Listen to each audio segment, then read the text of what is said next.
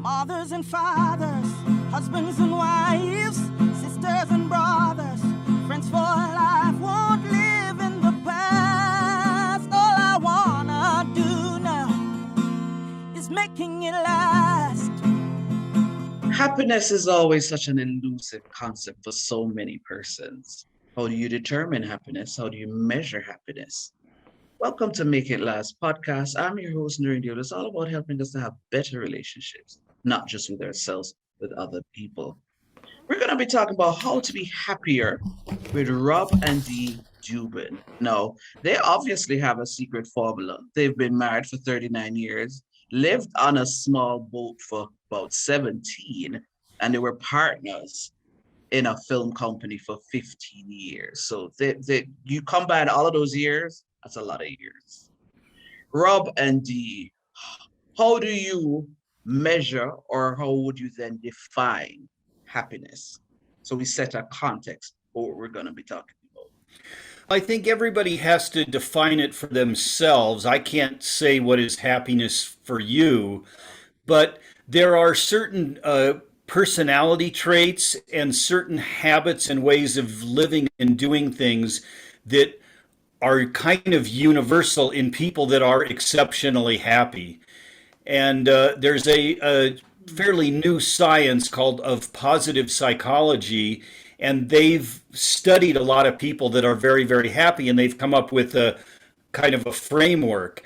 And I've always been very happy my entire life. And when we finished sailing, I started doing talks, kind of like travelogue talks of our sailing around the world. And I always wanted to give people more than just pretty pictures. And we had spent a lot of time noticing as we traveled what made certain people happy and what made other people unhappy. And it had very little to do with their circumstances, their career, their socioeconomic level. It was other things. And so when I was doing these talks, I would always sort of leave people with this. Here's what I found were insights for a happy and fulfilling life. And often after I spoke, people would come up and ask me if I could coach them or teach them in more depth. And I didn't want to become a coach, but I always said yes, and I coached a number of people.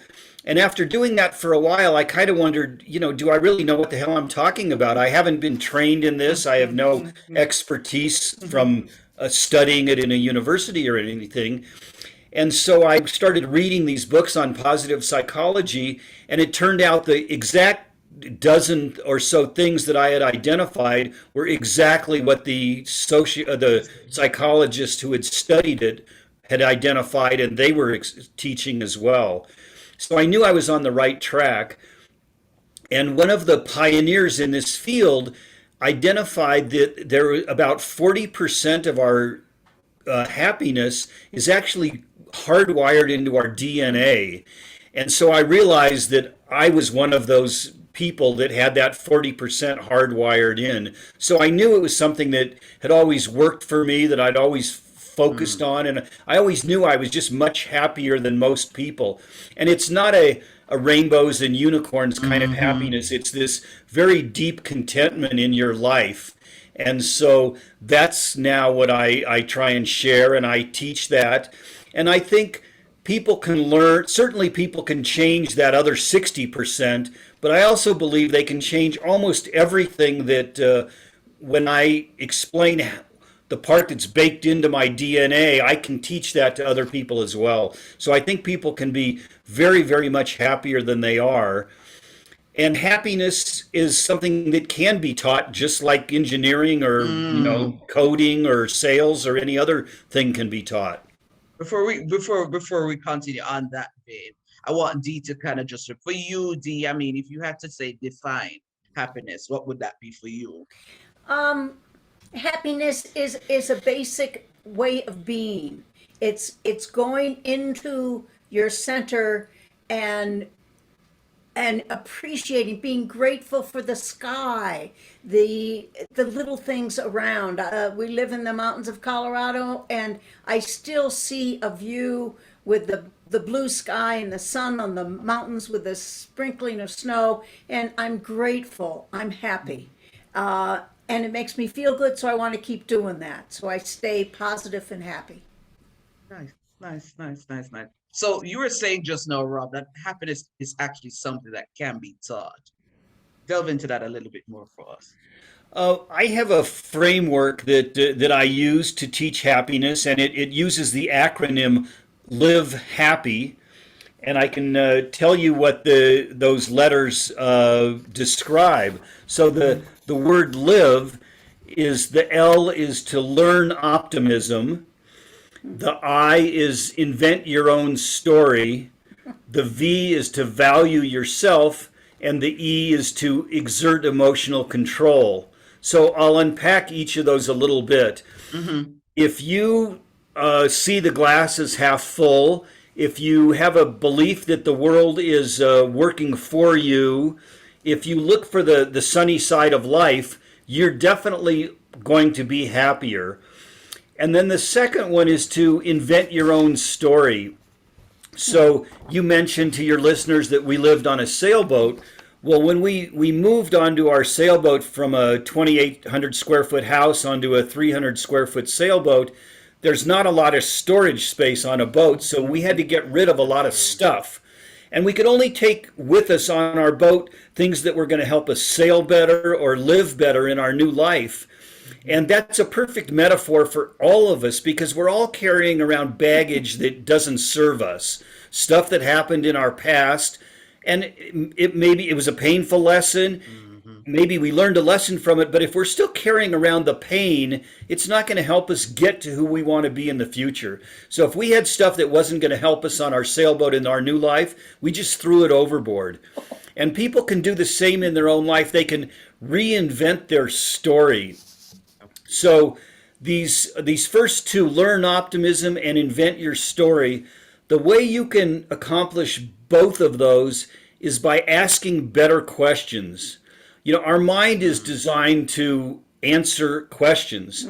So if you ask it a question like, why do I always fail? Why am I unhappy? Why does nobody love me? Your mind is going to come up with an answer for you. Whether the answer is true or not, your mind is going to come up with an answer. And if you ask yourself, why do I always succeed in life? Let me think about some things where I did really well. Yes. Let me think about people who love me in my life. Your mind is going to come up with answers for that too. So these first two items of learning optimism and inventing a new story, if you ask better questions, you can take that old story and you can say, what did I learn from that story? How did that make me stronger in my life? So if you ask better questions, you can accomplish, you can be more optimistic, and you can change your story to a story that's going to help you in the future. It's interesting you should say that, because I was in a leadership training session recently, and the moderator asked, what's your one word for 2022? And about a day or two before that, because just returned from traveling, and you end up keeping stuff sometimes that you really don't need. So the fact that you mentioned that just now, and thinking about the fact that like the day or two before I had been throwing out stuff, I said to her, my word for 2022 is declutter. And for me, I said, it's not just getting rid of physical things that I no longer need in my space, but of also emotional ties that no longer serve me. So it's interesting that you should say that, because exactly. I mean, I think too. It's a key of leadership, as you said, and it's a key of happiness as well. And then the next two in that first block of live is to value yourself. And that's something we talked about with you on your podcast about relationships, that if you value yourself, if you live authentically for yourself, you're definitely going to be more happy. Because if you just live to please other people, you're just a reflection of who you're around, and you're not valuing yourself. And then the last one second, is to... before you go on to the next one, because somebody might listen to this and they'll say, but Rob and D, people might say, if it is that I value myself, and because of that then changes how I relate to others, people might then say, but she's kind of selfish and self-centered.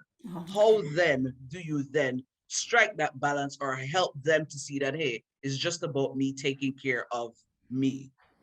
I think one of the best analogies is when you get on the airplane and they tell you, if the oxygen masks drop from the ceiling, put on your own mask first, because you really can't help anybody else in life unless you've got your own oxygen mask on. You know, you can't fill up anybody else's cup unless your cup is full as well. You can't pour from an empty bottle. So Yes. I don't think it's being selfish. It's just knowing that you can't serve others unless you are a full, whole, authentic person. And I had an experience when I was very young. Your viewers can see that I'm bald, but that's not a big deal because I'm in my 60s. But what you wouldn't know is that I started going bald when I was in kindergarten. And when I was a little kid in kindergarten, it was not a big deal. My friends would want to feel my bald patches, and then we'd go play marbles or something, or whatever kindergartners do. But by the time I got into fourth grade, it was a different story, and I was getting teased unmercifully. And the schools didn't have any kind of anti-bullying campaigns in those days. And one day when I was in fourth grade and I was on the playground and these two sixth graders were taunting me, I just kind of lost it. I got tunnel vision and I heard this roaring in my ears. And I ran at these two kids that were both much bigger than me. And I had my little 9-year-old fists swinging as hard as I could. And a couple minutes later, when I sort of came back to myself, both of the other kids were on the ground crying and had bloody noses, and I didn't have a mark on me. And so I got a lot of pats on the back for that, of beating up these bullies that nobody liked. But then a really important thing happened, and this is the lesson that I took from it. Somebody said something to me, and I don't know if it was the playground monitor, the teacher, or my parents, or another kid, but somebody said to me, "You don't even like those kids. Why do you care what they think of you?" And so from that moment in fourth grade, I learned that my self-worth comes from me. What other people think of me is their business. It's not my business. And so if you get your sense of self-worth from yourself, then you can fill yourself up, and then you can, from that point is where you can help others. I am sure in some way you're changing or maybe opening your mind that how happiness is something that is really internal. We're going to take a quick break as we get a word from our partners. Are you struggling to become an effective communicator? Let Noreen Daly, the communications specialist, get you there. Services include communications consultancy, one-on-one coaching, public speaking and debate training, leadership and team building sessions, plus much more. Visit noreendaly.com for more info. Noreen Daly, redefining the way you communicate. So, the whole idea of a branding strategy sounded so exotic and so fancy to me. But after having several conversations with Neon, I now have a clearer understanding. I am sure of what my identity is, what it is that I want people to see Noreen Daly as. Thanks, Neon. Thanks, Splint. Visit them at wearesplint.com. Are you looking for one-of-a-kind products customized to suit your needs? Then shop at Trending Things, the place where customization is always an option. From personalized gifts to apparel, accessories, drinkware, and home decor, you name it, we make it. Get your favorite designs on any item for party favors, weddings, graduations, or any special occasion, all at affordable prices. What are you waiting for? Visit our website at trendingthings.com to order your trendy item today. Trending Things, bringing creativity to the things you love.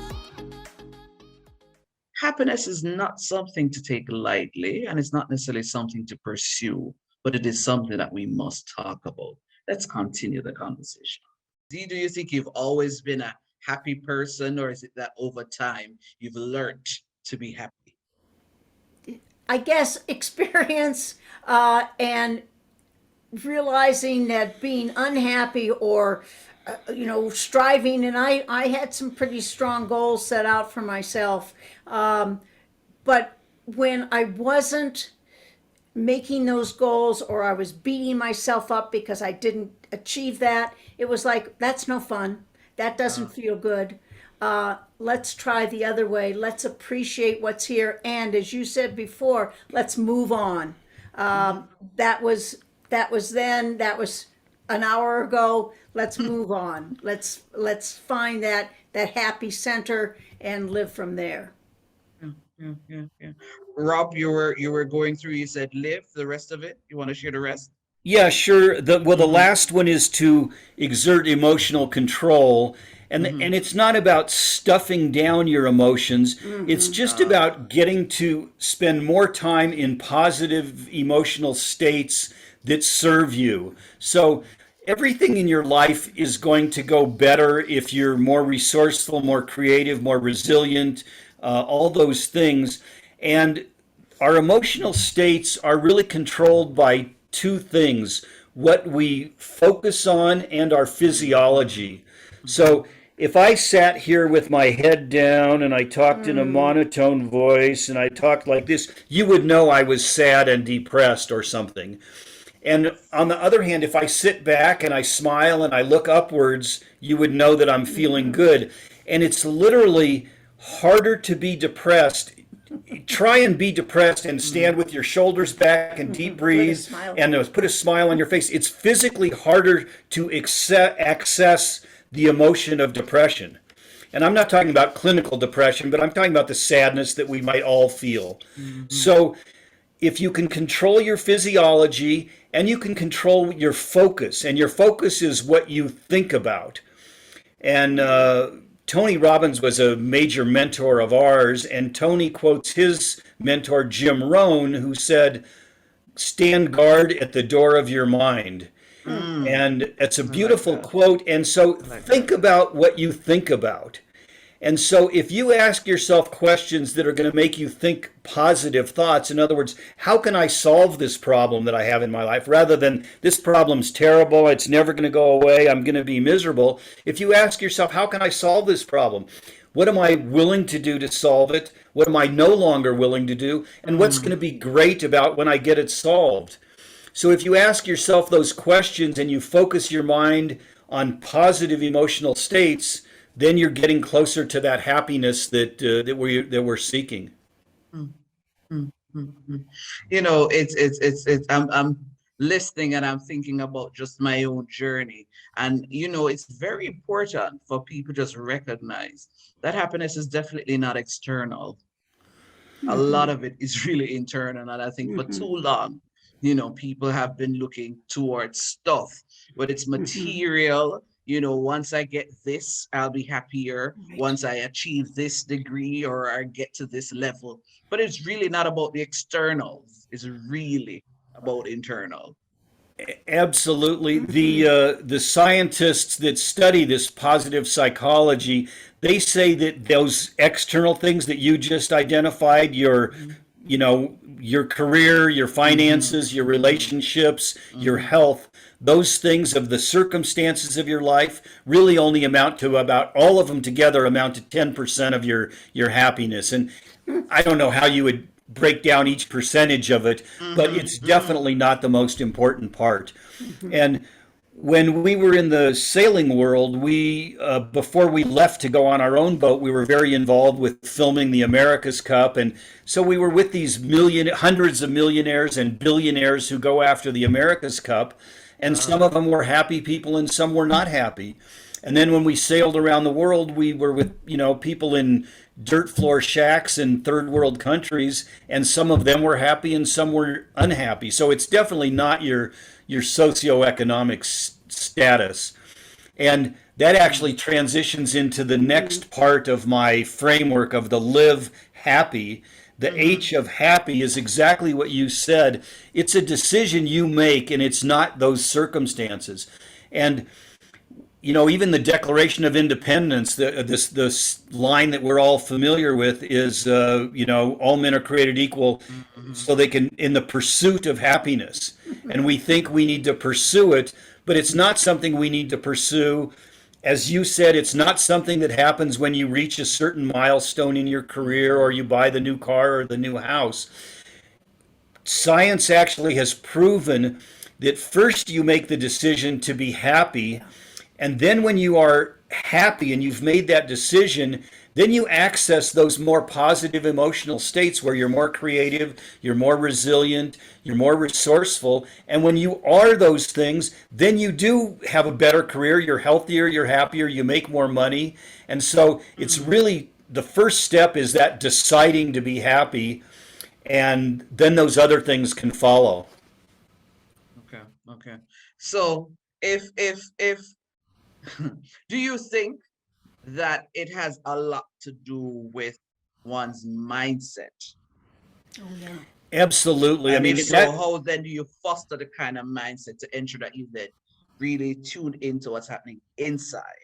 Right. well, that's that question, asking yourself better questions that will lead to that state of optimism.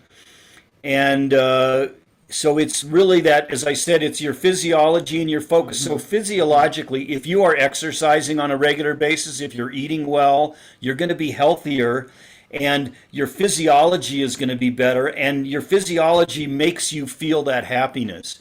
And then there are other traits that I talk about in that happy. The A of happy is a daily gratitude. And that's what Dee alluded to earlier. And for us, that really happened when we got on the boat. I think when we were in our careers and we were striving so hard, I mean, I know for myself, I didn't feel very grateful. I was always looking at the glass, the part of the glass that wasn't full. Why don't I have this next thing? And then when we got on the sailboat and our life was so incredible, we literally pinched ourselves every night, turned to each other and said, "Do you believe we're so lucky we get to live this life?" And so we practice that gratitude every day. And now it is such a part of our lives. The emotional state that both of us spend most of our waking hours in is gratitude. That's for me my prime emotional state. I'm all day, every day. I just know how grateful I am for the life I have. So that's the A of happy. And the first P is to practice mindfulness, which is about, and there, you've probably heard of mindful meditation, where you be present with your thoughts and you don't judge those thoughts. And I take it a little bit further. When I practice mindfulness, I try and live in the present moment. And so when we were on our sailboat sailing around the world, we had to be present every minute just to survive, to take care of the boat, to not hit a reef. When I lived in the city, I drove to my office sometimes on autopilot. I mean, I'd leave the house, I did everything to drive safely, and the next waking thought I had, I was suddenly at my office, and I hadn't been present for the drive. And when we were on the boat, we had to be present because we were in a new world every day. We had to be like you are when you travel. You're aware of all the sensory input around you, the sights, the sounds. And so we practiced being present all the time. And happiness is an emotion that only exists in the present moment. I can't store up extra happiness now and use it later on. So That's true. when those external things do happen, you get the new car, the new house, the promotion, whatever, you do have to be present to enjoy those moments. But if you're present with every moment, you get all the happiness you can from life at that moment. And so if I'm skiing or out to dinner with my friends and I don't have my phone at the table and I focus on my friends, I'm getting all the happiness I can get in that present moment. And so we try to be present as much of the time as we possibly can, and that puts us into gratitude. But there's two things that you can't do if you're living in the present moment. You can't be beating yourself up over things that happened in the past, and you can't be worrying about the future. Yeah. Have you finished in terms of? I think you have a few left. Yeah, there's two left, and I'll get Go to ahead. them quickly. The other P is practice contribution. And I think for long-term happiness, when you've put your oxygen mask on, when you've taken care of yourself, when you're feeling gratitude for your own life, really the next step is that you have to be contributing to something bigger than yourself. And it can be contributing in your job, in the team that you're part of, to your family, to your community, whatever it is. And for me, I think that is the long-term solution, or the practice of happiness long term. And I know for me, that's why we were retired for many, many years. and now I'm doing motivational speaking to make other people happy. And for me, that's the contribution, and I'm sure that will last me all of my life. That's a big part of it. And then the why is your dreams. And I work with people to create their perfect life, their dreams. I help them goal set. I do a process called dream harvesting. And you come up with goals and you put a timetable to them and you figure out how to make them part of your dream life and go after them. And that's also one of the necessary things for happiness is we all need to progress. We can't be at one spot in our life and say, okay, I got to happiness and I'm going to stay here. We all need to be continually progressing and working towards some kind of goal. So that's the framework that I use, the Live Happy framework. Thank you. As we're wrapping up, I'm going to start with D first, and then I'm going to have Rob, you do the final. A lot has been shared, but for you, D, if you had to just say it in one sentence, and somebody's listening, somebody's watching, and you're going to say, this is how it is that you can be happier. What is that one sentence? Feel happy inside. Okay. And for you, Rob? Oh, I would say I'm going to make it two things, but they'll both be short. One of them is to make that decision to be happy. Just decide to be happy and then practice gratitude. This is the simplest technique I can give to people. And so if you want something to take away from this, for the next 30 days, at the end of each day, sometime before you go to bed, late in the afternoon or the evening, take 5 minutes. You got to hit 5 minutes. That's all I'm asking. 5 minutes, and write down 5 or 6 things you're grateful for that day. And it can be really simple things. I'm grateful for the 5 minutes I walked on the beach. I'm grateful for the feeling of the sun on my face. I'm grateful that I got a good parking spot close to the front door. But write 5 things that you're grateful for. And it may only take you a minute to write all 5. But then spend the full 5 minutes, spend the rest of that 5 minutes focusing in your mind on why that thing made you happy. And if you spend 5 minutes a day on this daily gratitude and you do it every day for 30 days, at the end of 30 days, you will be a different person. You will be a happier person. And since this little daily gratitude worked for you, I'm hoping you'll want to continue it on afterwards. And I don't write them down every day at this point in my life, but I still spend that 5 minutes thinking about what I'm grateful for today. And I'm grateful that you had us on your show and I was able to share some things with your listeners. Thank you. And I'd like to add that when you're happy, guess what? Other people feel that, and you attract people to you, and that's lovely. That's a lovely benefit. As we're closing, it's interesting because I got a planner this year, and one of the things in the planner is at the end of each day to write down some things that you're grateful for. And I might skip a day or two, but I've been making a concerted effort to do that, and it makes a difference. It makes a difference. So if we just stop sometimes and be grateful, because I really think sometimes we focus so much on, oh, I don't have this, I don't have that. If we just stop and just be happy inside, be grateful for the little things, it would change a lot. And as Dee just said, we'd attract, more of that positivity. Thanks for sharing so much, Rob and Dee. It was my pleasure having you. It was a pleasure to share with you and your listeners. Thanks so much for having us on. Thank you. This was Make It Last podcast. I'm your host, Nuri Dele. Until next time. Mothers and fathers, husbands and wives, sisters and brothers, friends for life won't live in the past. All I wanna do now is making it last.